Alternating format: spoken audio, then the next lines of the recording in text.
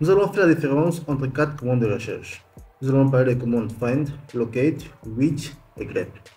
La commande find permet de faire la recherche des fichiers et dossiers en temps réel dans le système de fichiers. On utilise plus pour trouver un fichier spécifique dans un répertoire donné, même si on ne connaît pas l'emplacement exact du fichier. Par exemple, nous avons ici un fichier appelé name.txt. Imaginons qu'on ne connaît pas dans quel répertoire nous avons mis ce fichier-là. Donc, pour pouvoir chercher ce fichier avec la commande find, on tape la syntaxe find et la commande, le répertoire l'on souhaite rechercher. Si on met slash, on va chercher dans tout le système. Mais je vais dire, je souhaite chercher dans un répertoire précis, à savoir le répertoire slash home. Après, il faut mettre ici les fichiers qu'on souhaite rechercher.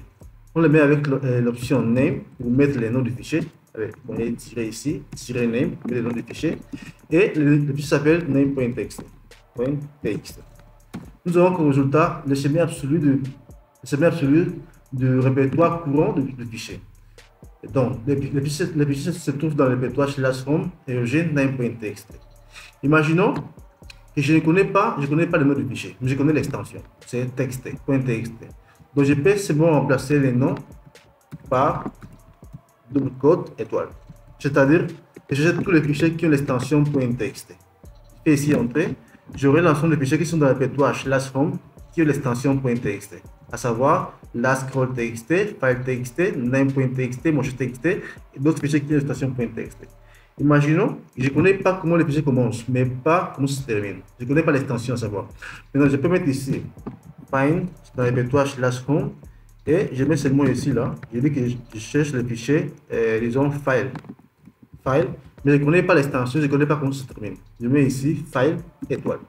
J'aurai comme résultat l'ensemble des fichiers et dossiers qui commencent par les mots-clés file, à savoir file.txt et file. File, c'est un répertoire. On peut aussi chercher des répertoires. Par exemple, je peux mettre ici, je mets ici musique.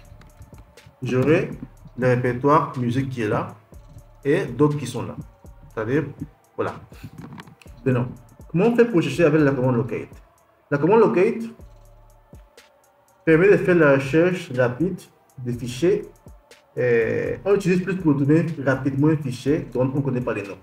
Maintenant, pour chercher un fichier avec la commande locate, on peut taper la syntaxe find, locate, et le nom du fichier, à savoir name.txt. Souvent, cette commande n'est pas installée, donc il faut d'abord l'installer. Donc, on prend la commande qui est là, copie, colle. Ici, vous mettez le mot de passe de votre utilisateur. Pour moi, c'est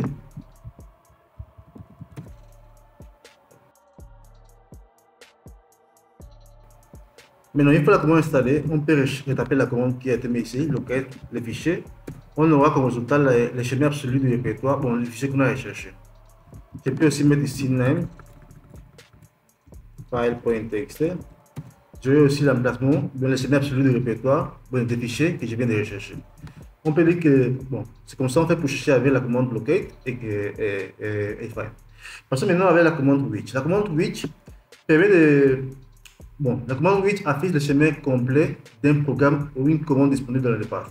Par exemple, on utilise les commandes suivantes. On a déjà parlé avec des commandes ls, mv, rm, tout ça. Ce sont des binaires, ce sont des commandes. Mais la commande reach permet de spécifier dans quel répertoire se trouve chaque commande. Disons par exemple la commande ls. Maintenant, on l'utilise, mais on ne sait pas dans quel répertoire on peut trouver la commande ls. Maintenant, pour savoir où se trouve cette commande-là, on peut taper la commande reach ls. Et nous aurons comme résultat le schéma absolu vers la commande ls. Donc, on avait dit dans la première vidéo, le répertoire bin, c'est lui qui contient les commandes de base, les commandes que toute personne peut exécuter. Mais non. Prenons l'exemple de la commande init. Nous aurons ici le répertoire sbin qui contient les commandes qui sont exécutées par un utilisateur avec les privilèges. Maintenant, la commande reach permet tout simplement de savoir dans quel répertoire se trouvent tous les binaires, c'est-à-dire toutes les commandes. En dernier, nous allons utiliser la commande grep. La commande grep permet de rechercher des textes dans des fichiers. On utilise plus pour trouver des occurrences spécifiques dans des fichiers. Texte, par exemple, des logs, des scripts, etc. Prenons l'exemple. J'ai ici un fichier et un fichier appelé name.txt. Donc, bien, j'ai ici un fichier etc. J'ai ici un fichier appelé password.txt. Donc, dans ce fichier-là, si je fais ici /etc password, j'aurai des chaînes de caractères. J'aurai ici des chaînes de caractères, c'est-à-dire j'aurai beaucoup de caractères ici là. Disons, je vais chercher la chaîne de caractères origine dans le fichier password. Je tape la syntaxe grep, la chaîne c'est origine. Je cherche ça dans le fichier /etc password. J'aurai comme résultat ce qui est là. Si vous voyez bien, ce qui est là, c'est carrément ce qui est ici. La même chose. C'est-à-dire, avec la commande grep, on peut chercher des chaînes de caractères dans les fichiers. Je peux aussi chercher une autre chaîne de caractères. Une autre chaîne de caractères, par exemple, login, par exemple. Je vais remplacer ça par login. J'aurai aussi toutes les occurrences de login dans les fichiers /etc/password.